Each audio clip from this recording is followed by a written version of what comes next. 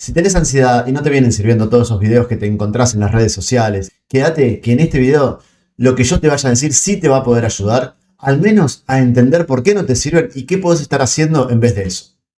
Bueno, antes que nada, mi nombre es Raúl Falcón, soy psicólogo, hace más de 20 años que trabajo atendiendo pacientes, atendiendo personas que están tal vez en un proceso de ansiedad o de estrés o de depresión. Algo que me ha llamado la atención en los últimos años es que las redes sociales se plagó o se ha plagado de muchos videos cortos en donde te invitan a reducir la ansiedad con técnicas, con hacks, con tips. Te dicen, por ejemplo, el suspiro fisiológico, ¿no? O te hacen hablar te ponen un dedo acá en la oreja y colga para abajo. O enfríate la nuca, lávate las manos con agua fría, la cara con agua fría. Respirá la respiración cuadrada, la respiración donde la exhalación es más larga. Palabras que uno se puede decir, tapping. Y son un montón de tips que tienen la intención de reducir la ansiedad. Y ciertamente lo hacen, en un momento lo hacen. En un determinado momento vos haces eso, tu sistema fisiológico puede ser que se calme, pero eso no cambia la estructura ansiosa. Eso no modifica el esquema perceptivo reactivo que te lleva a la ansiedad.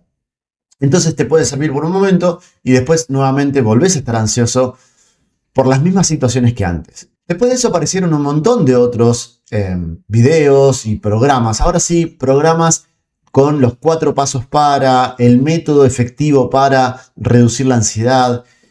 Y ahí lo que empecé a ver son un montón de programas desarrollados por psicólogos que prometían una liberación de la ansiedad y que decían que su programa estaba probado, avalado, comprobado.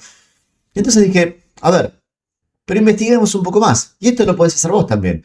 Vos que tal vez estás sufriendo un trastorno de ansiedad y tal vez te empezás a embelezar, te empieza a llamar la atención todo esto y decís, bueno, tal vez hago esto otro. Y ciertamente puede funcionar, no digo que no, pero hagamos algo más lógico, más obvio. Vayamos a Google, vayamos a Internet y hagamos una pregunta simple. Por ejemplo, le podemos preguntar a Google, ¿cuál es el método más comprobado científicamente para reducir mis niveles de ansiedad, para mejorar en mi estado de ansiedad? Y ahí te vas a encontrar con que Google te va a tirar que el método o el tratamiento más efectivo es el tratamiento cognitivo-conductual. Si investigas un poquito más, tal vez puedas ver que hay otros tipos de terapia, como la terapia sistémica desarrollada por Giorgio Nardone, que también tiene bastante comprobación científica de que realmente funcionan. ¿Pero por qué funcionan? Este tipo de terapias funcionan porque entienden la ansiedad de una forma. Y eso es lo que yo te quiero contar para que vos, eventualmente, con esta información, puedas empezar a pensar qué hacer con tu ansiedad. A ver, la ansiedad es un proceso tanto fisiológico, es decir, que compromete a nuestro sistema nervioso, cognitivo, es decir, que compromete a nuestros pensamientos, y conductual, es decir, que tiene un componente de comportamiento. Entonces, cuando nosotros estamos en un proceso de ansiedad, en un momento de ansiedad, vamos a estar activando nuestro sistema nervioso simpático. ¿Esto qué quiere decir? Para que lo entendamos de manera muy sencilla, nuestro sistema nervioso autónomo tiene una manera de activarse, es decir, de apretar el acelerador, de ponerte en movimiento, de ponerte en un estado de lucha-huida, que es el sistema nervioso simpático. Y tiene una forma de detenerse, de relajarse, de bajar, de calmarse, que eventualmente es lo que sucede cuando por ahí nos vamos a dormir o cuando queremos descansar, que es el sistema parasimpático. El sistema nervioso simpático se activa a partir de órdenes, ¿sí? Señales que le da nuestro cerebro, más específicamente la amígdala, que es una partecita de nuestro cerebro muy antigua, que funciona como si yo te dijera una reserva de memoria que activa al sistema por si acaso. Entonces, cuando vos viviste situaciones traumáticas o tu familia vivió situaciones traumáticas, viviste abusos, abandonos, relaciones muy conflictivas, padres violentos o alguna que otra situación, tu cerebro puede guardar un montón de información de que hay muchos peligros. Y la amígdala lo que va a hacer es estar registrando continuamente el espacio para enviar una señal de por si acaso. Por si acaso te hago preocupar por algo. Ese por si acaso lo que hace es activar el sistema nervioso simpático, liberar adrenalina y cortisol y vos tener todas estas sensaciones horribles que genera la ansiedad. Palpitaciones, mareos, despersonalización, desrealización, sensación de ahogo y un sinfín de síntomas. No son un sinfín, pero un montón de síntomas que en otro video por ahí hablaremos de cuáles son.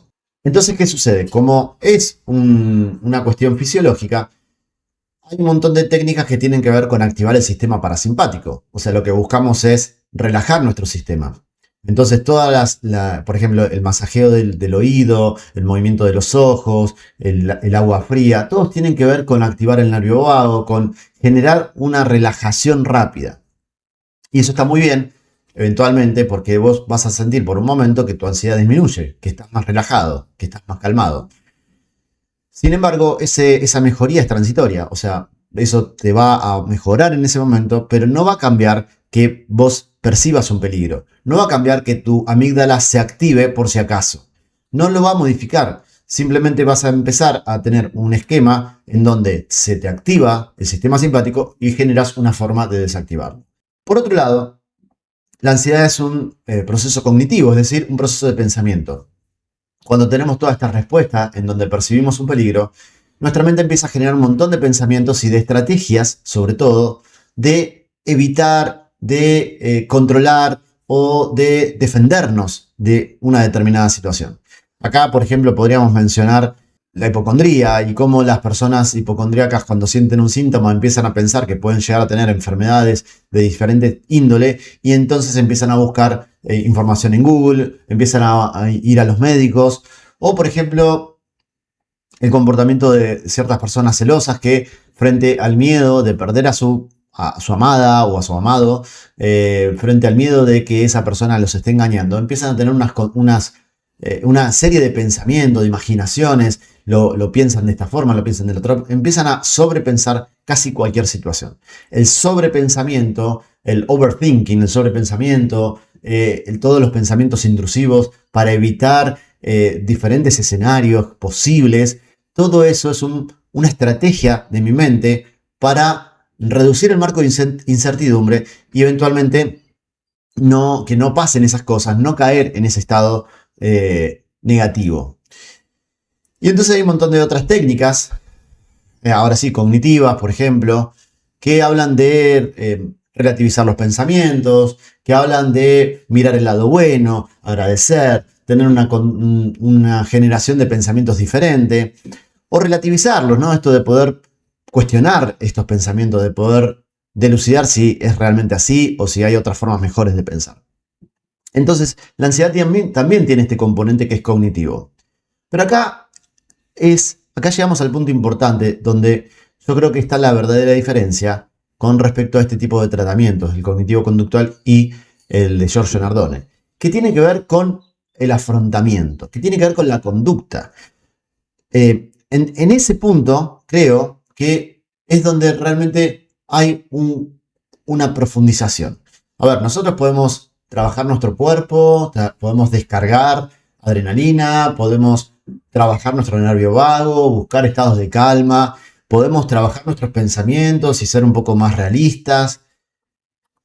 Pero, ¿qué pasa? La ansiedad es tan horrible que cuando alguien vive una situación de ansiedad, luego quiere evitarlo, quiere que no le vuelva a pasar y desarrolla un montón de técnicas, pensamientos y conductas para liberarse de la ansiedad, para que justamente no vivir un estado desagradable. Entonces, esa conducta, la conducta evitativa, es la conducta que perpetúa la ansiedad. Entonces, lo que sucede es que justamente al querer evitar la ansiedad, provocamos la ansiedad. Perpetuamos la ansiedad. Mientras nosotros tengamos una conducta que está orientada a querer reducir, aniquilar, evitar erradicar todo lo que me genera ansiedad, ya sean sensaciones, ya sean pensamientos que me generan ansiedad. Cuando lo que queremos hacer es erradicarla, eso que estamos haciendo justamente activa nuestro sistema fisiológico de lucha-huida. Es decir, que justamente activa esa parte que genera la ansiedad. La ansiedad entonces se vuelve nuestro enemigo, se vuelve lo que queremos evitar y entramos en una especie de sinsentido, de paradoja. Porque al querer evitar la ansiedad, lo que estamos haciendo es generándola o perpetuándola. Por lo tanto la terapia cognitiva como la sistémica generan formas de afrontamiento o formas de ir hacia adelante con esta situación, en donde nosotros podamos ir avanzando para poder afrontar aquello que tememos. Lo que realmente entonces es importante es poder afrontar la ansiedad, avanzar sobre aquello que temo, poder modificar de esta forma mi esquema perceptivo reactivo. Para avanzar sobre eso tendré que a veces generar recursos, a veces tendré que soportar estados negativos, a veces tendré que habituarme.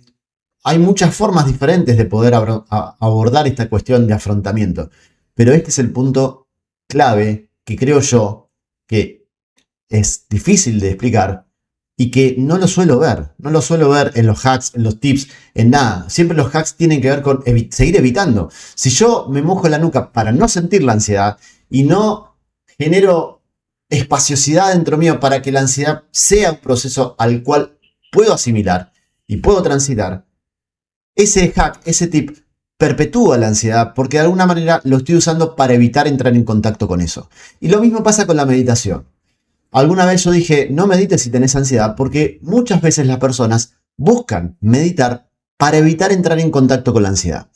Y la meditación, al menos el mindfulness, justamente tiene otra voluntad, tiene otro deseo, otra manera, que es hacer espacio a eso. Si lo que sentís es ansiedad, bienvenido. Dale la bienvenida a la ansiedad. Dale la bienvenida a todo lo que sea que estés sintiendo y pensando. Desde mi punto de vista, la manera de modificar, de recablear nuestro cerebro, es dándole espacio a eso. Poder asimilar la situación, poder modificar este esquema perceptivo reactivo, poder modificar la estructura. Es decir, modificar la estructura, que es dejar de evitar y avanzar. Lo mejor es hacerlo acompañado, lo mejor es hacerlo en un tratamiento, lo mejor es hacerlo progresivamente, lo mejor es que las técnicas que vos uses, las uses para ir desarrollando confianza, coraje, valentía y para que puedas ir avanzando sobre eso que te da temor.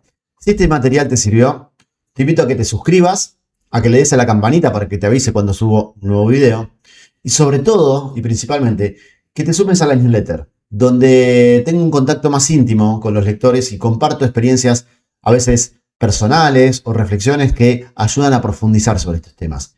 Acá en la descripción del video vas a tener la posibilidad, el enlace para sumarte a esa newsletter y no perderte ningún video. Nos vemos la próxima.